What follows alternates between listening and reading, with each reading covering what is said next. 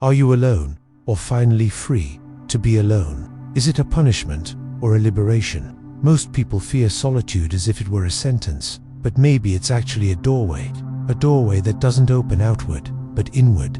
And there, in the absence of noise, we begin to hear.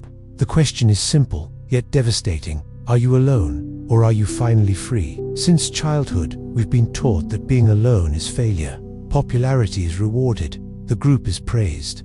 But what about Jesus in the desert, Nietzsche in the Alps, Thoreau in Walden? The history of transformation always passes through voluntary solitude, not the solitude of abandonment, but the solitude of deep inner encounter. He who does not love solitude does not love freedom, wrote Schopenhauer. And freedom here doesn't mean walking without chains. It means existing without masks. Every human bond is also a silent demand. Friends, partners, colleagues, all of them, even unintentionally, mold us with expectations, judgments, and roles. Hell is other people, said Sartre. Not because others are evil, but because we start seeing ourselves through their eyes. Constant presence creates a mirror, but a distorted one. We begin to measure our worth by someone else's ruler, and we lose shape. That's why solitude is so frightening.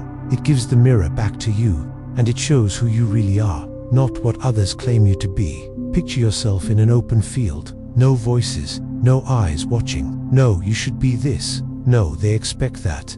At first it feels like an abyss, but slowly the void begins to breathe. It becomes space, and in that space, freedom emerges. Freedom to think without filters, to feel without explanations, to act without needing approval. Solitude is perfect freedom to think, to feel, to do exactly as one pleases, wrote William Hazlitt. To be free is not just to walk away from others, it is to be whole with yourself. But solitude is not just calm. It is also a mirror, a breakdown, and a medicine. Because when you silence the world, you begin to hear everything you've been avoiding. Fears, traumas, suppressed desires, the rage you never expressed, the sadness buried under distractions.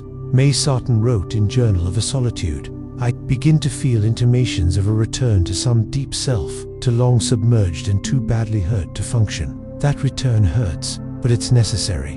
No one can heal without meeting themselves, and no one truly meets themselves without first seeing clearly. Solitude offers more than silence. It offers rebirth. As Thomas Merton wrote, all men need enough silence and solitude in their lives to hear the deep inner voice of their true self. The world pulls us outward, but truth lives in the center, and only in silence do we access that center.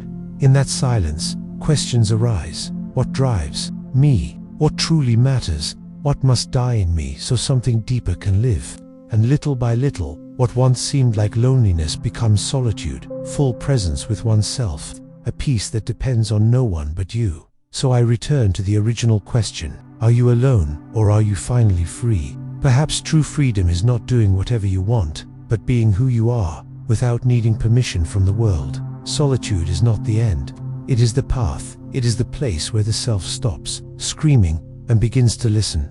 The question was never, why am I alone? But rather, what can I build from this silence?